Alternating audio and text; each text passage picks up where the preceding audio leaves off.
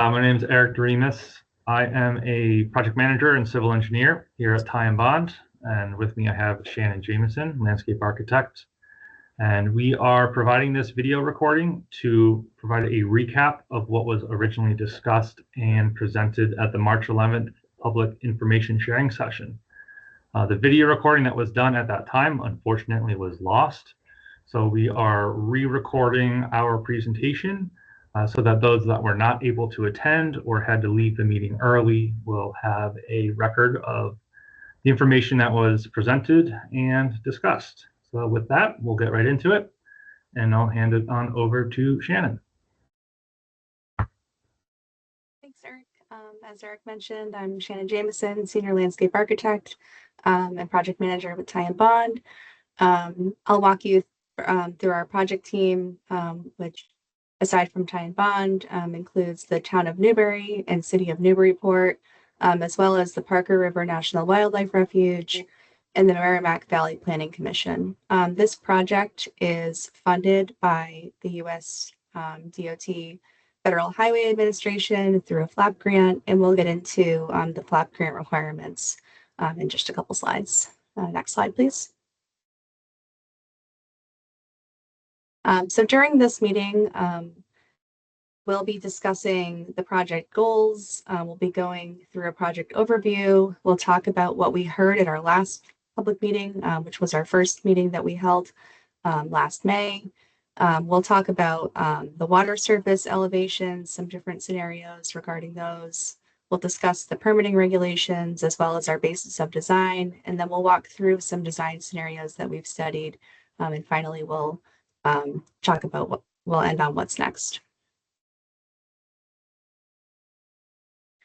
So first getting into the goals of the project. So as I mentioned, this is a FLAP grant, which is Federal Lands Access Program, which is funding this project. And there are various requirements as part of that grant that the project must fulfill.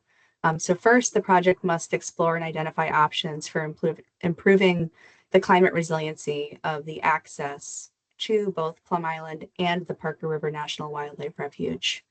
The project must also include considerations for improved access to Plum Island, as well as the refuge for both peds and bikes. We must also determine the environmental impacts of the project, including permitting and mitigation requirements. And then lastly, we'll need to prepare a cost-benefit analysis. In terms of the project overview, there are many site constraints that we're dealing with on a daily basis. There are king tides that are overtopping the roadway. The roadway itself is very narrow and has limited multimodal provisions. And then there are also some existing culverts and stormwater improvements that could occur as part of the project. Next slide, please. Our limit of study area, it begins on the left side of the image, beginning at Ocean Ave. It goes all the way down Plum Island Turnpike, past the airport, over the bridge, into the intersection with Sunset Drive, and then it goes down Sunset Drive all the way to the gatehouse of the refuge. And as part of this project, we've also included this additional little spur, which is Plum Island Boulevard, which extends from the intersection with Plum Island Turnpike and Sunset Drive all the way to Newbury Beach at the intersection of Northern Boulevard. And there are different scenarios and different conditions for each of these stretches, and that's why we've kind of highlighted them as different quadrants, if you will, for the time being. Next slide, please. As part of this project, there is a pretty complex and lengthy permitting and environmental process. Because the Plum Island Turnpike is located adjacent to many wetland resource areas, this project is subject to both federal, state, and local regulations. The regulatory agencies will require us to provide alternatives analysis to show how we've minimized impacts to salt marsh and wetlands and other resource areas with our proposed improvements. This in turn requires mitigation for any impacts that we would make to these resource areas. And through this process, and we've already started this process last fall, is consultation with various permitting agencies, both at the federal, state, and local levels. And we held our first agency outreach meeting last November, and we got some preliminary feedback from these agencies that we'll discuss later on. And the permits that we think are likely required for the future implementation of this project, this is the start to a list of permits that will likely need to be obtained, but they include things like MEPA, Chapter 91, Mass Historical Commission, CZM, Water Quality Certification, and Army Corps. Next slide, please. You may be wondering where we are in the timeline for this process. And so we held our first public meeting last May 28th in 2025. And that was our information gathering session. We held a presentation in the auditorium and then had everybody join us in the classroom at the Refuge Visitor Center. And we presented some boards. We presented a survey. We allowed people to put dots and sticky notes and provide feedback. There was also a Google survey online, and so we gathered as much data as we could. We turned that into a whole slew of concepts over the fall and winter. We met with the various permitting agencies, got their preliminary feedback, went back to the drawing board, turned on that a little bit more, came up with some refined concepts, and then here we are. Public engagement meeting number 2 is our information sharing session, which is today's meeting, where we are presenting a summary of our work completed to date and then recommending our preferred concepts. So after this meeting, we'll be working to finalize our report, and then we'll be issuing our final report and concepts later this spring or early summer 2026. Next, please. So in terms of what we heard at our first public meeting back in May of 2025, the information that we gathered during this meeting we felt could really be condensed into 2 main topics. And so the first topic is transportation modes and conflicts, and the second topic being flooding, marsh, and environmental impacts. And both of these comments were very were very heavily considered during the development of our conceptual design alternatives. Next, please.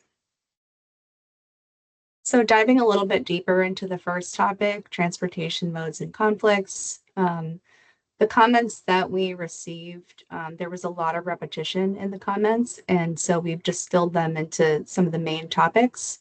One of the top comments that we heard was that primary access to and from Plum Island is primarily by car and bicycle. There are very few people walking, however, there still are some, and there's limited van and bus use. There were also many conflicts that were noted between vehicles and pedestrians at several locations, most notably near Bob Lobster, near the airport curve, and then near the bridge crossing. And then lastly, non-motorized and pedestrian safety was a top priority concern from many community members, including the consideration of either improved shoulders or dedicated bike lanes or a multi-use path. Next slide, please.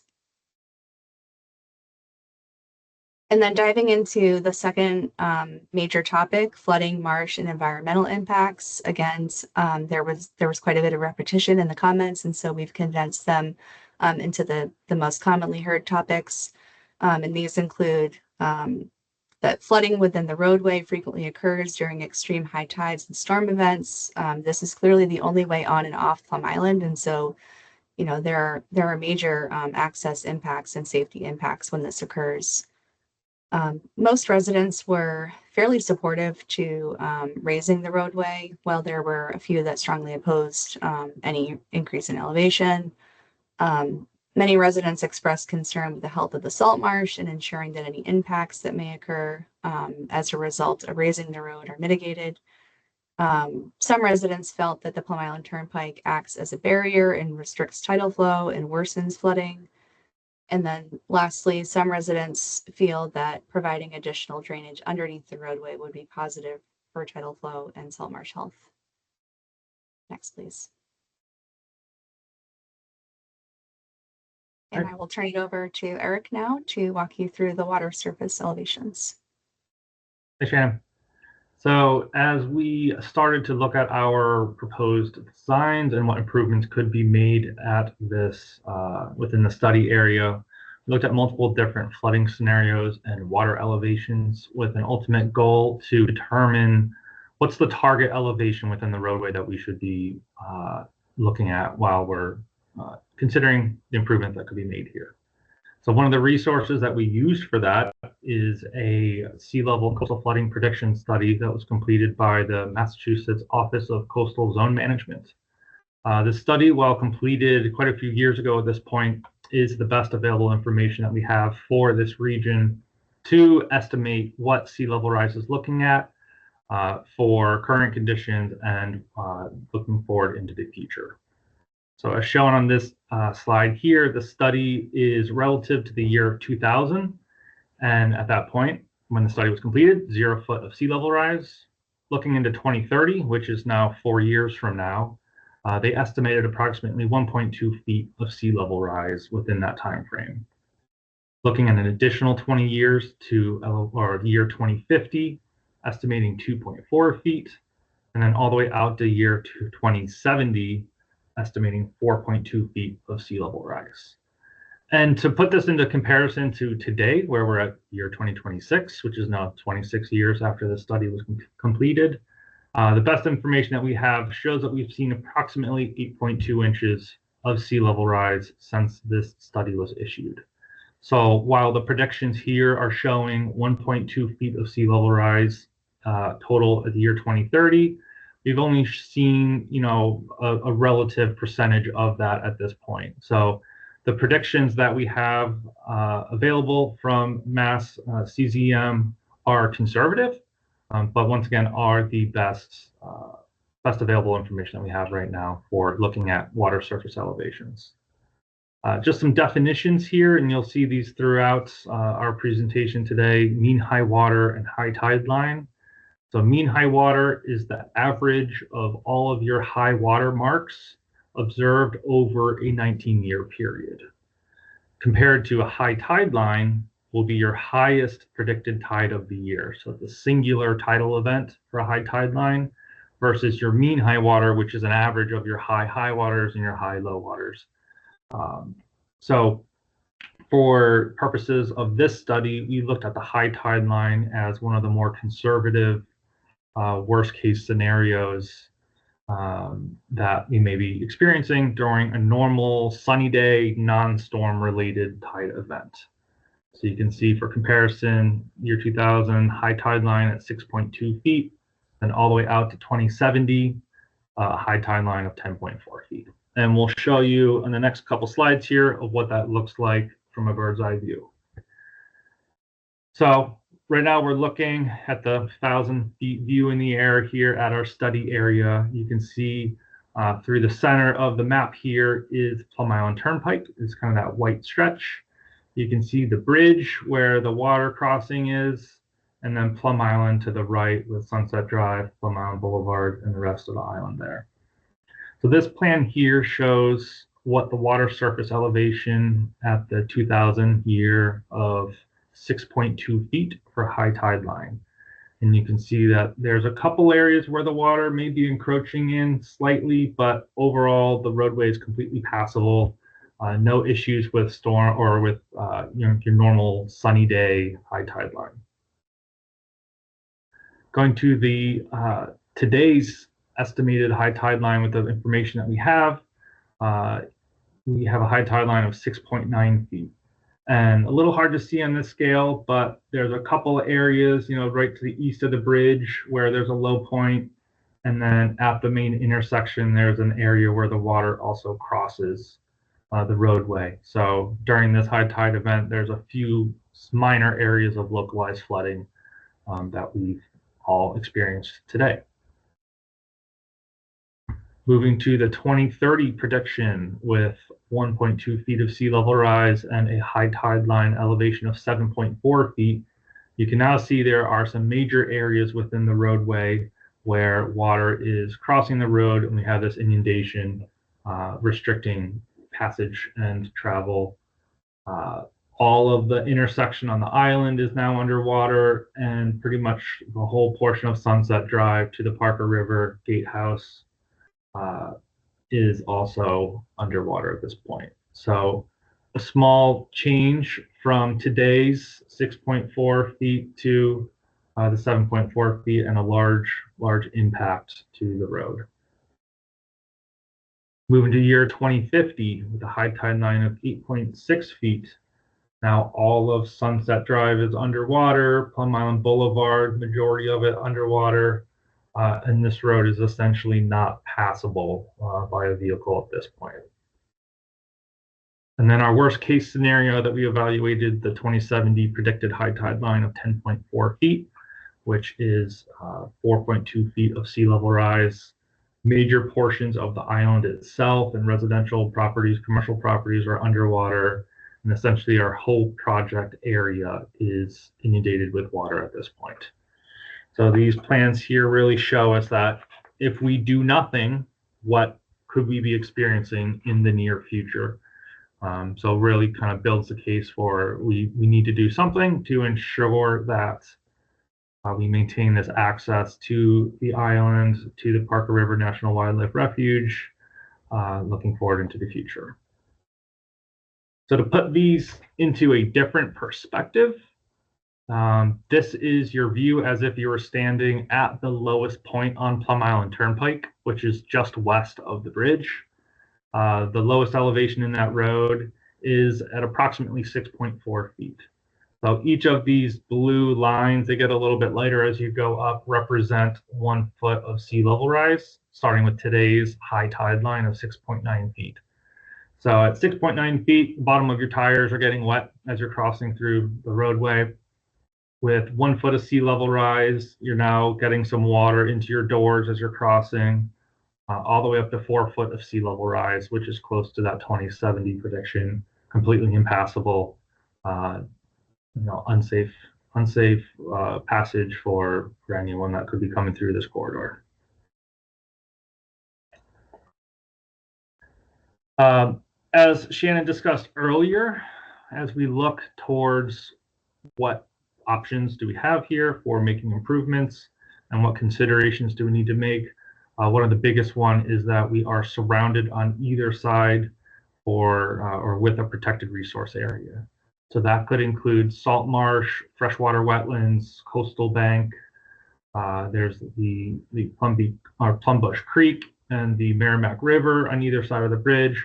So there are a lot of sensitive resource areas in this study area that need to be considered as we look forward on what our permitting requirements would be and what design options we have for this area. So this is just a little bit of a zoom in on those areas, so you can see where at the start of our study area, adjacent to the Plum Island Airport, there's some upland area that's a little bit higher up without these resource areas directly abutting the road.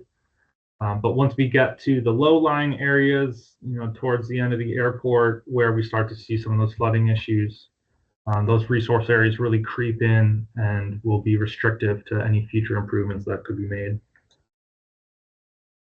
Looking a little further down, just west of the drawbridge here, Plumbush Downs, you can see these resource areas are on both sides of our roadway.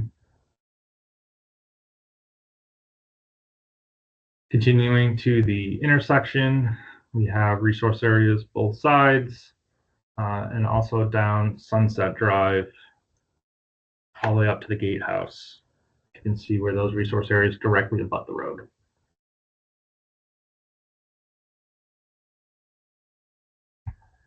So as we look to see what sort of improvements can we make, we kind of have developed a basis of design so that we can ensure that any proposed options that we're presenting meet minimum requirements. So this slide here is focused on roadway and transportation improvements. So there are multiple state sources, Department of Transportation, also the Federal Highway Administration, that provides recommendations and requirements for minimum design standards as we look forward to any of our concept or conceptual options here. So for fill areas, if we're looking to raise the road, side slopes, non-armored side slopes are 2-to-1 maximum. So that's for every 1 foot of vertical rise, you're going horizontally 2 feet. So about a 50% grade. And then for roadway widths for the travel lanes, it varies depending on your posted speed limits. Generally, a 10-foot travel lane for lower speeds is what's recommended with these guidelines. If we're looking at incorporating a shared use path for pedestrians, bicyclists, any non-motorized vehicle, the standard is a 10-foot minimum width with a minimum 2-foot buffer between your roadway travel lane and your shared use path. If you can increase that separation, that's great. However, you're increasing the overall cross-section and potential impacts to those adjacent resource areas. So your minimum design there is a 2-foot buffer with a barrier separating those two. If you're looking at incorporating a sidewalk, so not necessarily something that would be used by bicyclists, but walking pedestrians only, typical is a minimum 5-foot width for your sidewalk there.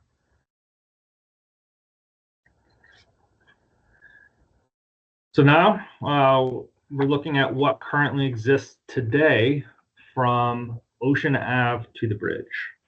And as Shannon pointed out earlier in this presentation, there are different cross sections and different lane widths as you go through our study area. So on the top left of the slide here, you'll see the kind of identifier of where we're looking. So right now we're looking from that Ocean Ave and Plum Island Turnpike intersection towards the bridge. And what we have approximately here is a 34-foot wide roadway cross section, 2 12-foot travel lanes for vehicles, and 2 flush 5-foot shoulders. And like we said earlier, the lowest point in the road is right around 6.4, 6.5 feet. And on the sides, you'll see those approximate resource areas, those red vertical dashed lines, identifying that the road is not encroaching into those resource areas today.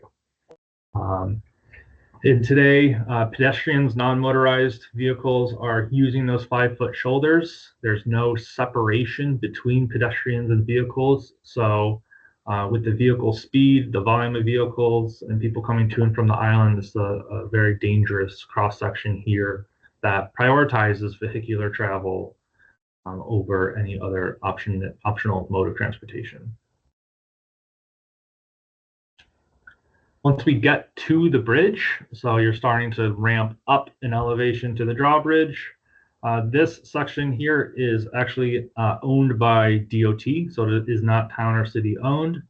The cross section is approximately 37 feet wide. And you will see we still have our 2 12-foot travel lanes. However, those shoulders have decreased to 4 feet from previously 5 feet. And this section does incorporate a raised 5-foot sidewalk that's protected by a curb for some protection for pedestrians from vehicle traffic. Once again, the 12-foot travel lanes encourage slightly faster vehicular speed by giving the vehicle a little bit more movement.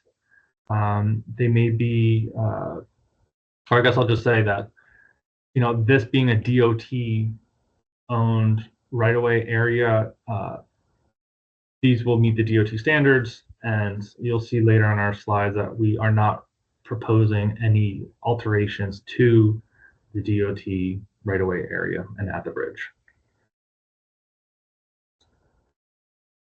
Once you get past the bridge and to Sunset Drive, they're traveling down Sunset Drive, you have just 2-foot travel lanes with a small dirt or gravel shoulder. And on one side of the road, you have your residential properties that are generally uphill. And on the adjacent side is your resource area that butts up right against your road here. Pedestrians, bicyclists share the travel lane in this area. This is a slower speed zone, but still, once again, prioritizes that vehicular travel over other conditions.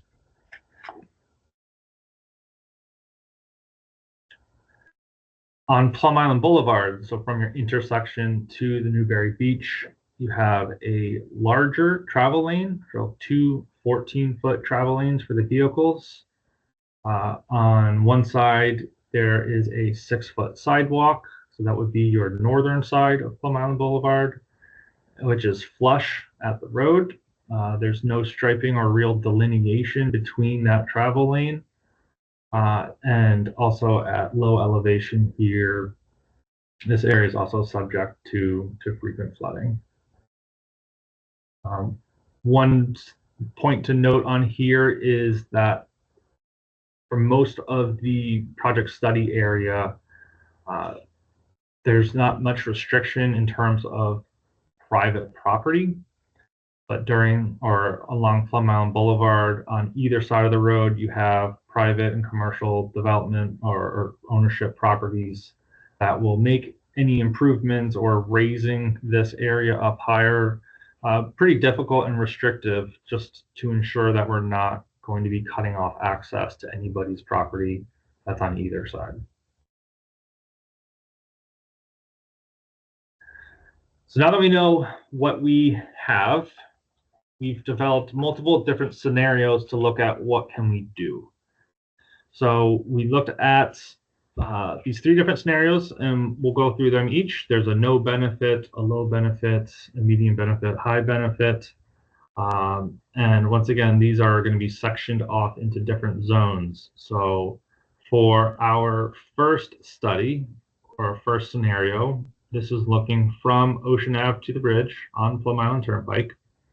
And through our discussion with the permitting agencies and our understanding of the permitting process, we have to look at what the no impact analysis would be in terms of impacts to adjacent resource areas.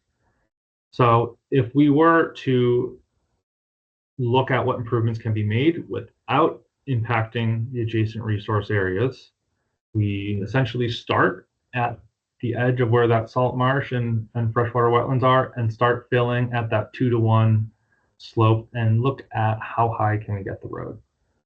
In an ideal situation, we're saying here we'd like to raise the road up to elevation 10 where possible without impacting those resource areas.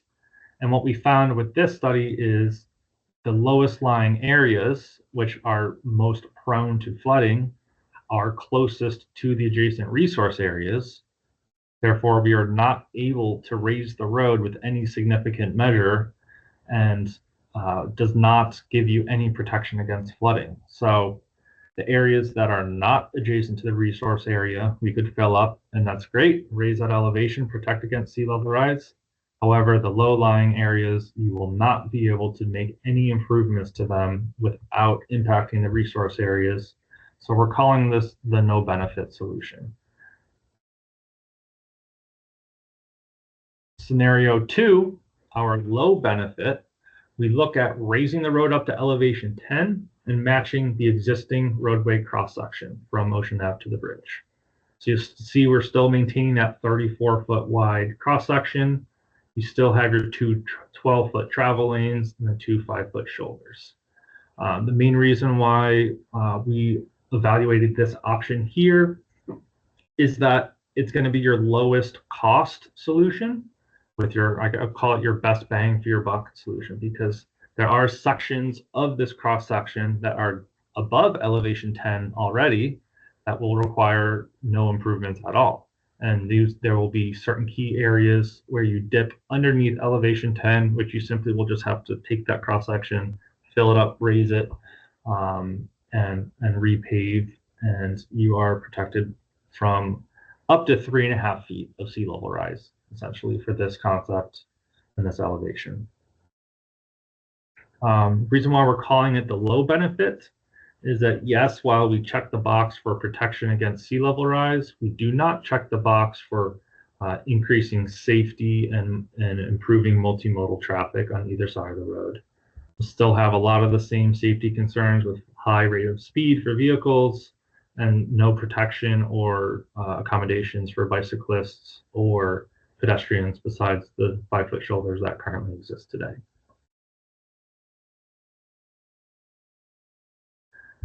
Looking at the medium benefit plan, you'll now see that we've done essentially a wholesale reconstruction of the roadway cross section here and from Ocean Ave to that DOT-owned bridge again. So for this, in order to look at minimizing impacts to the adjacent resource areas, we're looking at raising the road to elevation 9, so approximately 2.5 feet of protection against sea level rise, putting in a 10-foot wide dedicated shared use path that can be used by both bicyclists and pedestrians, walking, rollerblading, scooters, any non-motorized traffic. Separating that shared use path with a 2-foot buffer, which can be a landscape buffer, grass buffer, with a guardrail. So we're protecting those pedestrians from the adjacent vehicles to increase safety for all in accordance with the latest guidelines. You'll also see to match that 34-foot wide total cross-section width, we've reduced our travel lanes from two 12-foot travel lanes that exist today to two 11-foot travel lanes. The real reason why we're doing that is, once again, we're in every single one of these concepts looking for ways to meet the goals of the project and the FLAP grant while also decreasing the impacts to that adjacent resource areas.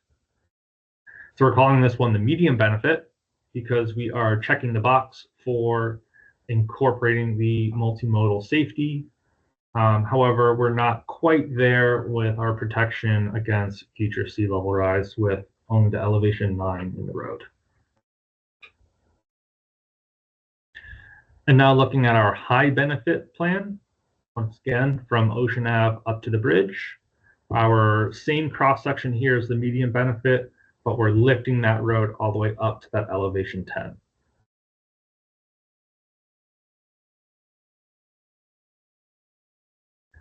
So this table here essentially summarizes those 3 or 4 different scenarios. Scenario 1 being our no benefit option, scenario 2 being the low benefit, 3 medium, and 4 high benefit. And you'll see that our scenario 4, the high benefit plan, while it does have the most impacts to the adjacent resource areas, we do get the 2 check marks for the FLAP grant requirements, which is maintain access with sea level rise and improving that bike and pedestrian access and safety.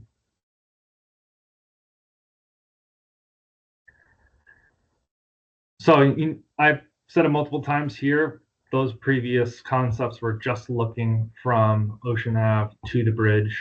Now, what happens when we get to the bridge? So if you recall back to our existing cross section where it shows that 5-foot sidewalk, that 5-foot sidewalk is not appropriate for bicyclists and pedestrians to use at the same time.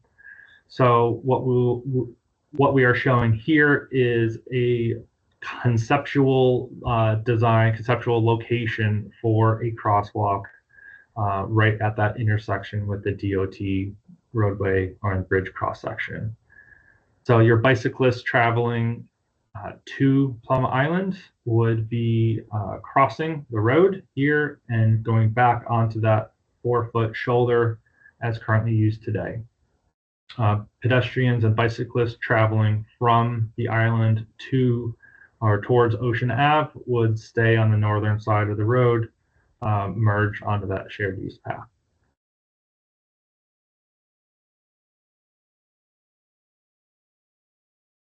So once we're on Sunset Drive, from the bridge to Sunset Drive, so we just got over the bridge, we are proposing to essentially carry that existing cross section all the way through to your intersection with Sunset Drive. And the main reason for doing so is we don't want to incorporate another mid-block crossing here to get the bicyclists from the the eastbound traveling back onto that shared use path.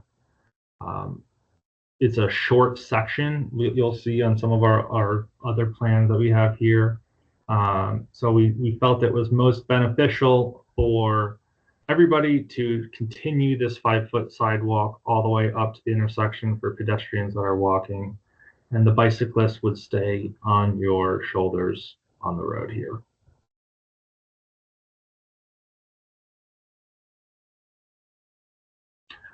Once you get to the intersection, there are also multiple options that we could do here. We're showing essentially 3 options here. None of these are being presented as final. These are purely just conceptual, what could fit.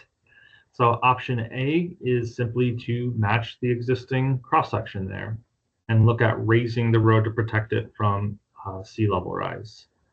Benefits to this, quickly moves vehicles on and off the island. However, there are no dedicated crosswalks for pedestrians that are crossing. Vehicles travel through this intersection at high rates of speed, and it's also a large expanse of pavement and uncontrolled turning and uncontrolled intersections. Option B is looking at, is there an ability to include what we're calling a mini roundabout? Like I said earlier, once we get onto the island here, we start getting a lot closer to private property that we cannot impact as part of this project. So we are able to squeeze in a small roundabout from our preliminary look at, which eliminates any left turn conflicts. Roundabouts have been proven to reduce the number and severity of collisions, mostly due to a lower rate of speed for vehicles that are traveling through the cross section. And we also are able to add in some dedicated pedestrian crosswalks so that everything is organized, vehicles know where pedestrians may be crossing. And also we'd like to, for all 3 of these options here, really look at raising that road up to that target elevation of 10 feet. Option C, which is a 4-way stop, is likely one of the least expensive options here, will reduce speeds the most. However, this would really, or could potentially, I'd say, cause some congestion for vehicles getting on and off the island, which during our first public meeting we heard was a high priority to ensure that we are not going to be increasing traffic or causing any traffic issues here.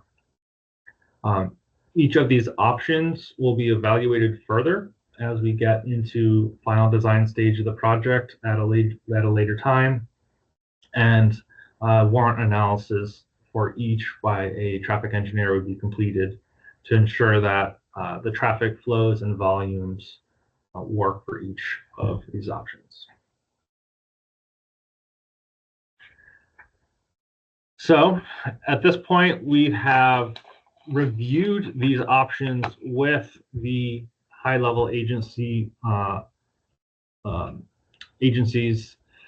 We had a meeting with them. We shared some of these conceptual drawings and conceptual ideas with them just to get their high-level feedback before we went into any sort of design stages.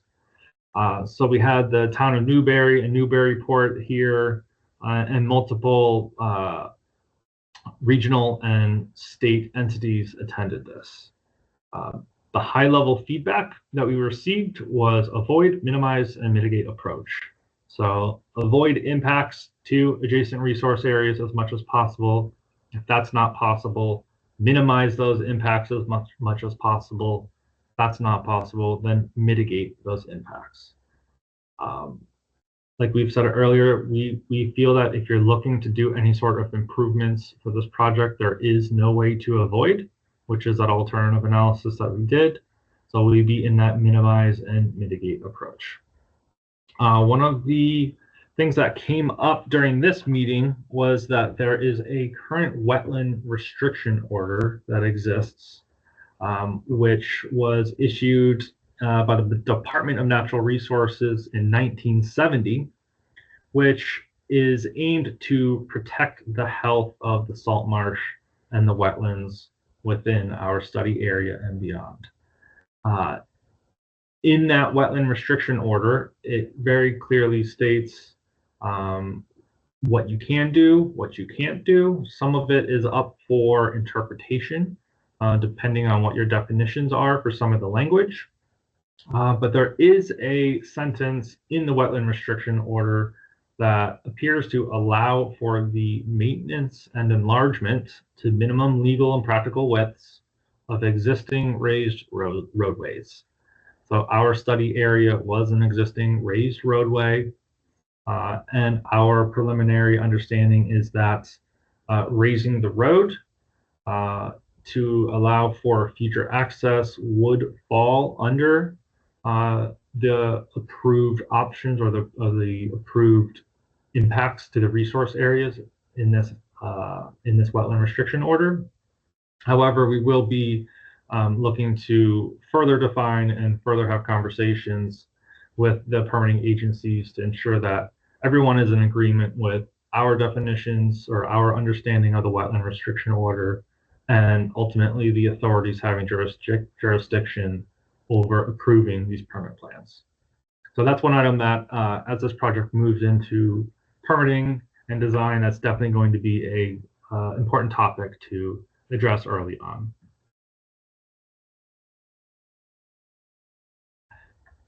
So now we've talked about what can we do, what permitting restrictions and permitting challenges there are, and we will go through what Ty and Bond is currently recommending we move forward with into the next stages of design once the project is ready. So on Plum Island Turnpike, from Ocean Ave to the bridge, and then from the bridge to Sunset Drive intersection, we have these two cross sections. On the right side of your image, you'll see two blue boxes that kind of delineate and show you what areas that these two cross sections we are proposing to proceed with. So for that main bulk of the Plum Island Turnpike from Ocean Ave up to the bridge, we would like to explore this 10-foot wide raised cross section with our two 11-foot travel lanes, a 10-foot shared use path, and your 2-foot buffer with a guardrail or barrier between. Once again, that's the majority of this cross section. And once you get to the drawbridge, where we're maintaining the existing cross section, there will be that mid-lot cross section, which we're planning on carrying that cross section with the 5-foot sidewalk up to the main intersection at Plum Island Turnpike, Plum Island Boulevard, and Sunset Drive.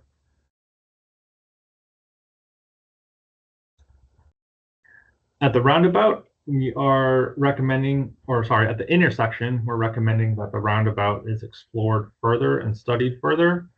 We feel that this would be a great improvement to this area. While there will be an adjustment period for anybody that frequently travels through this cross section, we do believe that this would be a great improvement here. Provides this continuous flow on and off the island, improves safety for all modes of transportation, bicyclists, pedestrians crossing the road. And it does say on here, cons, combines bicyclist movement in the roundabout. However, it could also be a pro because the vehicles are slowing down in this area, and bicyclists will be able to continuously operate through the cross section without needing to stop. On Sunset Drive, we are recommending that the existing cross section is maintained, those two 12-foot travel lanes, except we lift this up to 10 feet. This graphic here may slightly misrepresent what we're proposing. We're not proposing to provide this raised road that does not tie into the adjacent properties. So to the right of the image, next to the white vehicle here, that would be sloped into the existing properties that are upland of the road.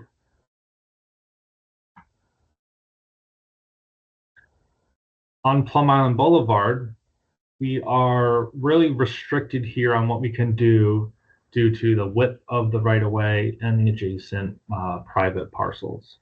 So where the existing road is around 7 feet plus or minus, we'd be looking to raise that up approximately 1 foot to 8 foot to get some level of protection against sea level rise. We'd also would like to put a raised sidewalk protected by a 6-inch curb for people that are walking, pedestrians that are walking, to try and increase some of that safety. We'd like to narrow down those travel lanes from 2 14-foot travel lanes to 2 12-foot travel lanes so that we can squeeze in a striped shoulder for bicyclists that are traveling on the southern side of this cross section.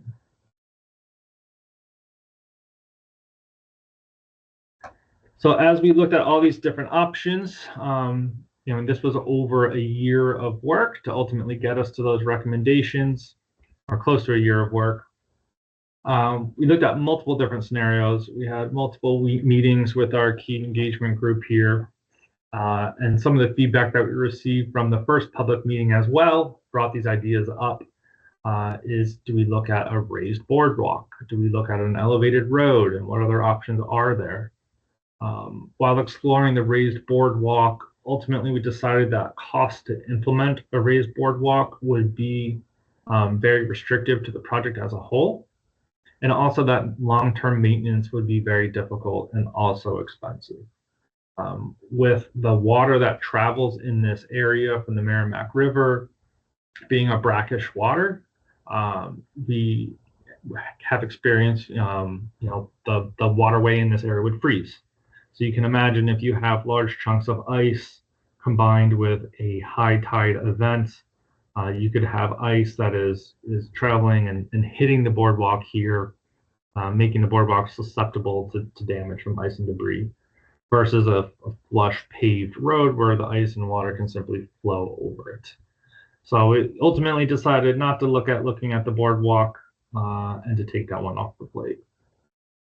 One other option that came up during the first public meeting was looking at simply elevating the road completely off of the ground and allowing for that free flow of water underneath the road, not restricting any of that.